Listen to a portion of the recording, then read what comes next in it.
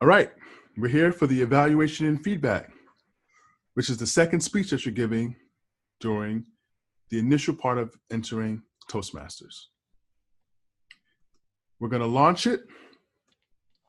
Again, we're waiting for the pop-up window to appear and present us with the course information. Since I've already completed this, it brought me to the end saying, hey, you don't need to move through this. Another way to navigate through this is to actually come here and go and work your way through it by just navigating to the part in the section that you left off or the section that you might have wanted to refresh. So let's go back to the introduction. So this talks about the benefits of an effective evaluation, and really it's about being positive feedback and not necessarily negative critique, as we're really trying to help all of each other become better speakers.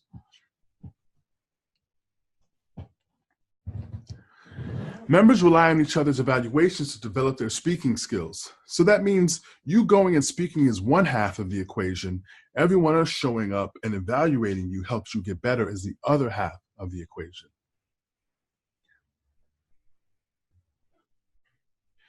Sometimes the window goes gray and a pop-up window comes.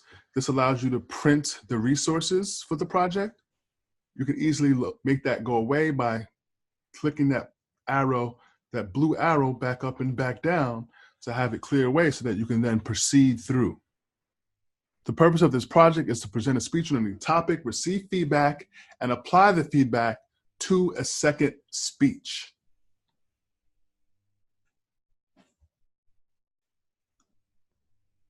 You then do a pre-assessment of your skills. You next your way through. Mine are all 5 stars. Yours don't have to be. But this is a self-assessment, so no one's going to see this but you. Or you seeing mine, because I'm sharing it.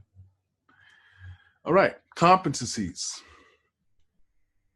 The following is a list of competencies that you will learn and practice in this project. The purpose of this project is to deliver tactful and constructive feedback. Sandwich method is one idea, where you start off with some good feedback, then some challenging feedback, and then some good feedback. Use positive language when delivering your feedback. Understand the need to be open to receiving feedback. Implement feedback in future projects. Show respect by staying engaged with the speaker's presentation.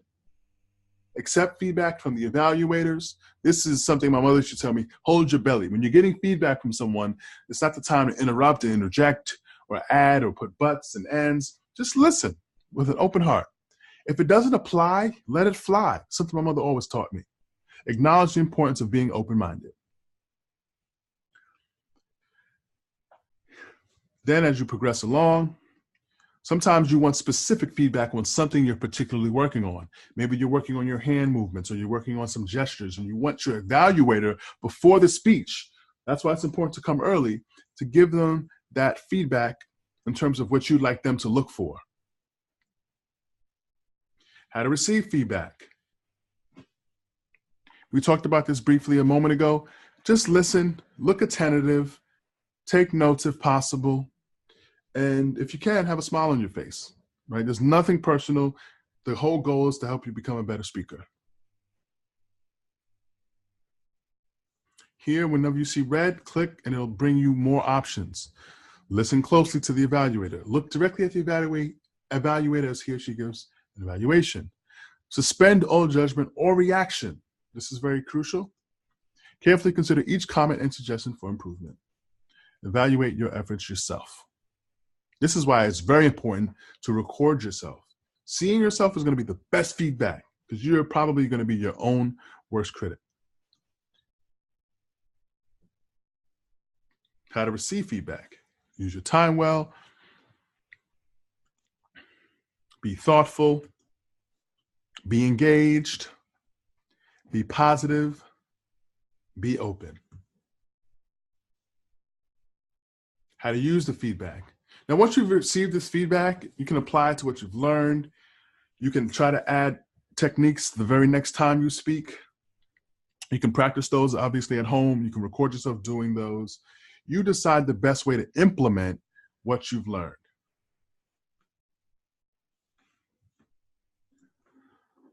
How to be an effective evaluator. The difference between feedback and advice. It is important to understand the difference between providing feedback and offering advice. Feedback is information, while advice is an opinion. A lot of evaluators give advice when they should be giving feedback. And this is why at the club I've implemented the feedback, the sheet, the evaluation sheet, how I saw you, how I heard you, and what I felt. Because as an evaluator, if you keep the focus on you, the evaluator, you're not making anything personal. You're just saying the things that you noticed, observed, or felt from the speaker. Because it's important for the speakers to know how they're being perceived.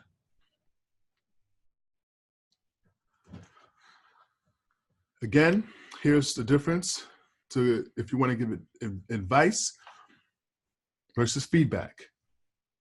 So advice is don't be so scared. Feedback is I noticed you were shaking. Advice says you need to stand up straight. Feedback is I observed your upper body was tilted and forward. Advice is you have to speak up. Feedback is I had trouble hearing you. Sometimes people say if you could have spoke a little louder, that's advice. Feedback is, hey, I sat in the back and I had a hard time hearing you. It's a very nuanced difference, but it's important to understand that. You need to improve your eye contact. I saw that you were averting your eyes from the audience. You didn't move enough. I noticed that you gestured with your hands while you spoke. So it might be another way of saying this is you didn't move enough. I noticed you stood in one spot the entire time. Right? That's not passing judgment. That's just saying that's the feedback that you noticed. Some people like it when you move around the room. Some people don't. That's an opinion. How to be an effective evaluator. Just understanding your objectives, understanding the tools that you're given, and try to be accurate and giving feedback and not advice or opinions. Unless the opinions are, I love the speech. And again, you talk about staying positive, giving constructive feedback. There's a video that you can watch. You can always go back and zoom ahead to different parts of it and work your way through.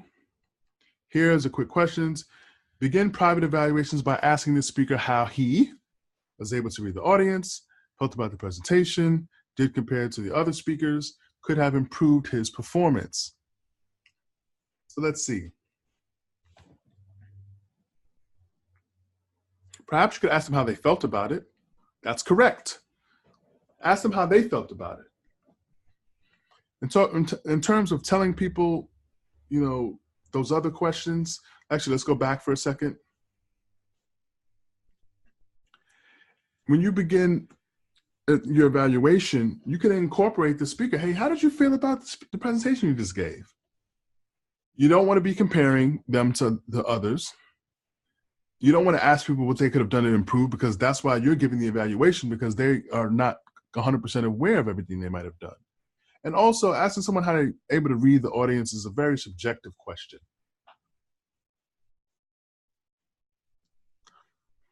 Next, when giving feedback, use blank to keep the focus on the issues. Use the I. Use I. As the evaluator, say, I noticed, I felt, I saw, I observed, I.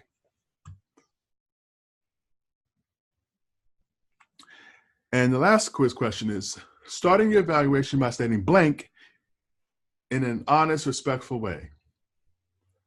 By stating the observed behaviors, not the biggest mistakes, not a better approach to the material, not your expertise, the observed behaviors.